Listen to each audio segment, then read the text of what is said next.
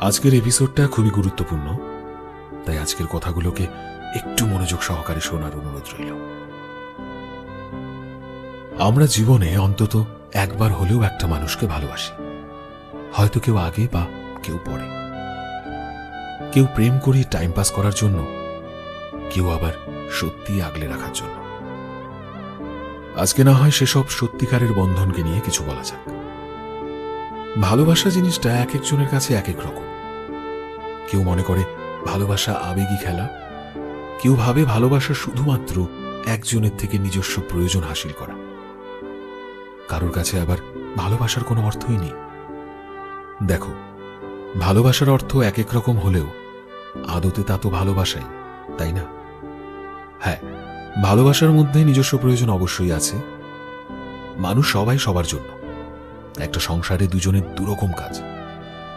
একটি ছেলেকে বাইরে সারাদিন খেটে রোজগার করতে হয় সংসারের আর্থিক চাহিদা মেটানোর জন্য, নানা বিষয় দেখভাল করার জন্য। এবং একটি মেয়েও ঠিক সমপরিমাণ শ্রমটাই দেয়, তবে সে সারাদিন বাড়িতে পরিশ্রম করে তোমার সংসারের যত্ন নেয়। শুধু যত্নই নয়, নিজের সর্বস্বটুকু দিয়ে তোমার সংসারটাকে আগলে রাখে। তারা কিন্তু এখানে দুজনের থেকে দুজনেই নিজেদের প্রয়োজন মেটাচ্ছে। ছেলেটা ওই মেয়েটাকে দিয়ে গৃহের প্রয়োজন পূরণ করছে, আর মেয়েটা এর বিনিময়ে তার আর্থিক চাহিদা পূরণ করছে। সত্যি কথা বলতে দুজনে কিন্তু দুজনের স্বার্থকেই হাসিল করছে। এটাকে কি ভালোবাসা বলে? না, কখনোই নয়। স্বার্থপরের মতো ভালোবাসার নাম করে কাউকে ব্যবহার করাটা কখনোই ভালোবাসা হতে পারে না। দাসদাসী বলা যেতে পারে। ভালোবাসা মানে নির্ভরশীলতা। দুজন দুজনের ওপর নির্ভর করে নিশ্চিন্তে চোখ বুজে পথ চলা, যেখানে বেইমানির চিহ্ন মাত্র থাকবে না। থাকবে না মাঝপথে হাত ছেড়ে চলে যাওয়ার বিষাক্ত কটু চিন্তা। এই নির্ভরশীলতা পেতে হলে দুজনকেই দুজনের প্রতি অটুট বিশ্বাস রাখতে হবে। এই বিশ্বাসের বাঁধনটা শক্ত রাখতে হবে। দেখো, একটা কথা মাথায় রাখবে, ভালোবাসলে আদর যত্ন, দয়া মায়া, খোঁজ খবর, প্রেম প্রার্থনার মতো অনেক কিছুরই দরকার আছে। এটা বুঝতে হবে সব ফেলে একমাত্র একজনকে সারাদিন সময় দেওয়াটা বোকামি। যে ছেলেটি দুনিয়াদারি ছেড়ে অহেতুক সারাক্ষণ একটা মেয়েকে সময় দেয়, দেখা যায় যে তাদের সম্পর্কটা সবার আগে বিরহে পরিণত হয়।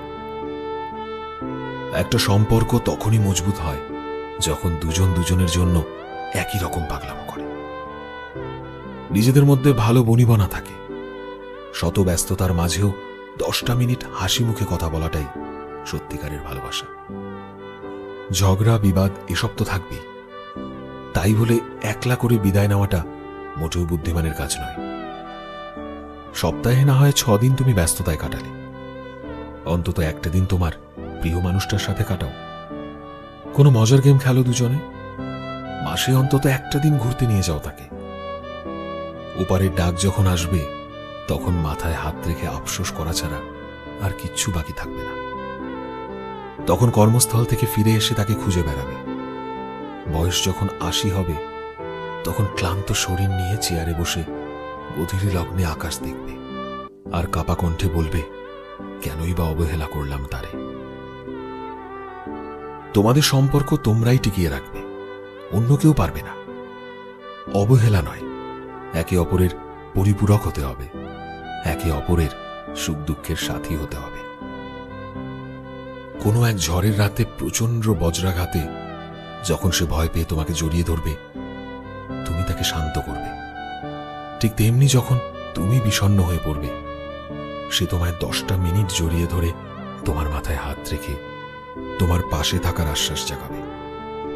তুমি তার হৃদস্পন্দনে শুনবে তোমার হৃদয়ের ব্যথা। এর চাইতে একটা সম্পর্কে আর বড় পাওনা কি হতে পারে, তাই না? সো ফ্রেন্ডস, আমি শোভন ছিলাম তোমাদের সাথে। গ্রাফিক্সে রয়েছে বিশ্বজিৎ। ভিডিওটি কেমন লাগলো অবশ্যই কমেন্টে জানিও, এবং আজকের ভিডিওর এইম রাখছি 500টি লাইক এবং 100টি কমেন্ট। জানি তোমরা করে দেবে, জানি তোমরা আমাদেরকে মোটেও নিরাশ করবে না। তোমরাও চাইলে তোমাদের লেখা আমাদেরকে পাঠাতে পারো। কিভাবে পাঠাবে? ডেসক্রিপশন বক্সে এবং আমাদের চ্যানেলের ডেসক্রিপশনে লিংক দেওয়া রয়েছে, ইনফরমেশনস দেওয়া রয়েছে। প্লিজ একটু ফলো করে নিও। যারা আমাদের নতুন দেখছো তারা প্লিজ চ্যানেলটিকে সাবস্ক্রাইব করে দিও, এবং যারা অলরেডি সাবস্ক্রাইব করেছো তোমাদের সবাইকে অসংখ্য ধন্যবাদ। দেখা হচ্ছে নতুন একটা দিনে নতুন একটা ভিডিওতে। টিল দেন সবাই ভালোবাসায় থেকো এবং সবাইকে ভালোবাসায় রেখো। Thank you.